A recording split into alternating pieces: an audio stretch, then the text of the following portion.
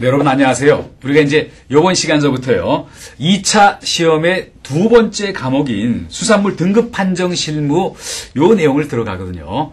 그런데 뭐 등급 판정 실무가 도대체 뭐를 다루고 있는 건가 뭐 그런 건데 한번 잠깐 개요를 얘기를 한번 드리고 들어가 볼게요. 여러분 한번 이렇게 생각해 보세요. 내가 어떤 군대 가기 위해서 병역을 위한 신체 검사를 했을 때도 그 등급이라는 게 있는 거 아닙니까? 그리고 또 수능 시험 봐도 등급이 있잖아요. 결국 등급은 뭐냐면요. 뭐 어디가 뛰어나고 어디가 조금 미흡하고 그런 거를 좀 기준을 정해서 나눠 놓는다는 거 아닙니까? 그렇게 함으로써 수산물의 경우는 소비자가 판단하게 할 수 있는 거예요. 아, 이게 등급이 높은 거다. 그래서 마음 놓고 해당되는 수산물을 구입할 수 있게 하는 거고, 그리고 생산자 입장에서는 좋은 등급을 받기 위해서 나름대로 노력할 거 아닙니까? 그러다 보니까 뭐 생산성이 더 좋아지고 좋은 수산물을 어떤 공급할 수가 있다. 뭐 그게 바로 이런 제도를 만든 그런 어떤 이유이다라고 보도록 합니다. 그러다 보니까 효과적으로 그리고 객관적으로 등급을 판정하는 그런 실질적인 업무, 그게 바로 여기 수산물 등급 판정 실무다라고 볼 수가 있어요. 이제 그러면서 한번 들어갑니다. 앞서 얘기를 드렸지만 다시 한번 얘기를 드려볼게요. 타이틀을 붙이면 수산물 등급 판정 실무. 이렇게 얘기를 드리고요. 그러면서 다시 얘기를 하면요. 등급이 있다. 등급이라는 거는 예를 들면요. 좋고 나쁨. 품질이 좋든 어떤 품질이 떨어지든 어떤 나쁨의 차이가 분명히 있을 거 아닙니까? 차이를 여러 층으로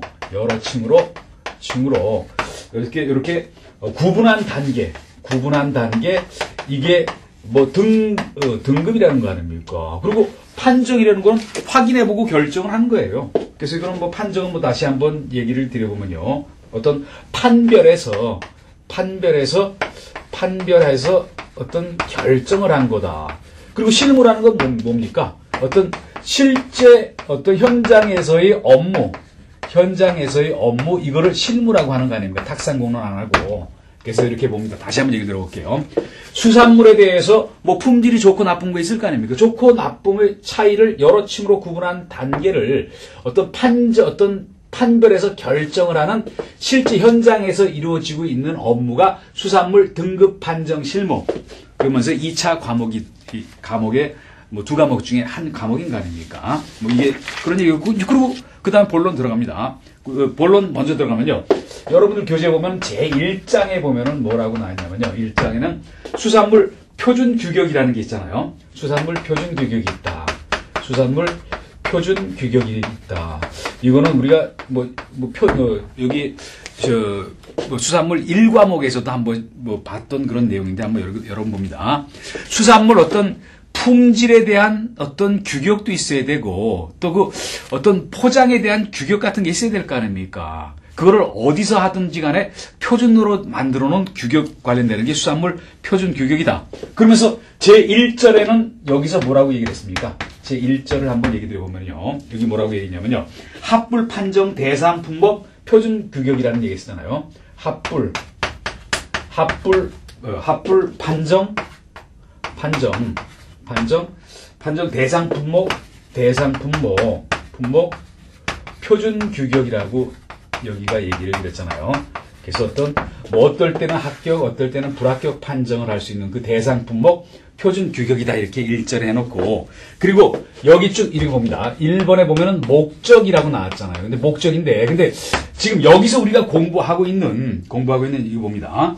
합불 판정 대상 품목 표준 규격이라고 했는데, 이거는 여기 근거가 어디냐 보면은 이걸 볼 수가 있어요. 근거는 뭐냐면요. 어떤 수품업 고시가 있거든요. 수산물 표준 규격과 관련해서요. 표준 규격이라는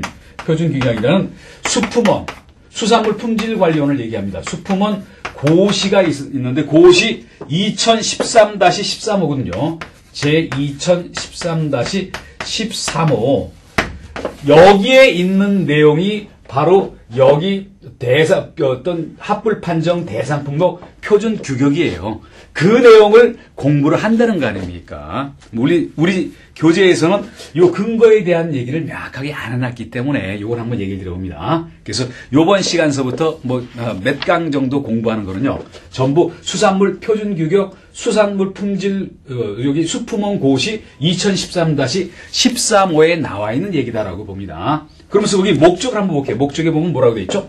우리가 농수산물 품질관리법이 있고 그 법 시행령이 있는데 거기서 구체적인 내용을 다루려 보다 보니까 너무 세부적인 건데 우리가 지금 공부하고 하는 내용들은요, 실무 중에서도 아주 실무에 해당이 돼요. 그러다 보니까 거기서 다루기가 뭐하다가 보니까요, 어떤 세부 사안을 거기 있는 그 세부 사안을 고시한 거다. 그게 바로 여기 나있는 수산물 표준 규격 수품원 고시라는 거 아닙니까? 그 내용을 다루고 있어요. 이제 그러면서 여기 한번 저는 쓰진 않고 한번 얘기를 드려봅니다. 여러분 목적에 볼게요. 이 고시는 그래놓고 여기서 이 고시는 해서 고시가 바로 요거라는 거 아닙니까? 이 고시는 어떤 수산물 품질관리법 그리고 시행령의 어떤 일정 규정을 그 규정에 따라서 수산물 포장 규격, 등급 규격에 관련되는 세부 사안을 규정했다는 거 아닙니까? 여기 어떤 세부 사항이었죠? 세부 사항이냐면요, 이거는 포장 규격과 등급 규격에 대한 세부 사안을 고시를 했다. 그런데 여기 세부 사안을 규정했다. 그러면 이걸 왜 규정했는가 여기 나온 거 아닙니까? 여러분 봅니다. 뭐라고 했습니까? 수산물의 상품성 제고. 그래서 요것도 나온 김에 한번 써봅니다. 우리 시험 2차는 쓰는 시험이니까요. 이렇게 해서 뭐를 이루고자 했죠? 수산물 상품성을 높인다. 재고는 높인다는 거 아닙니까? 그래서 이렇게 한번 봅니다. 표장 규격을 만들어서 그 틀대로 포장을 만들어 놓는다. 그런 걸 한번 얘기를 들어봅니다. 어떤 우리가 수산물 생산하고 또 운반하면서 어떤 수산물에 대해서 어떤 외부에서 가해지는 어떤 충격이라든지 또 어떤 다른 요인에 의해 가지고 제품의 어떤 성태가 안 좋아질 수 있잖아요. 그걸 여기서 막는 거 아닙니까? 또 등급, 형태라든지 신선도 같은 거 여기에 대한 규정을 정해서 상품성을 높인다. 상품성을 제고하면은 아무래도 생산자 입장에서는 좋은 가격을 받을 수가 있죠. 소비자는 좋은 수산물을 공급받을 수 있죠. 서로 양쪽에다 좋다는 거 아닙니까? 두 번째 뭐라고 얘기했습니까? 유통 능률을 향상시킨다는 얘기를 했잖아요. 유통 능률을 향상시키고 그리고 공정거래의 실현을 시킨다. 다시 한번 얘기를 드려봅니다.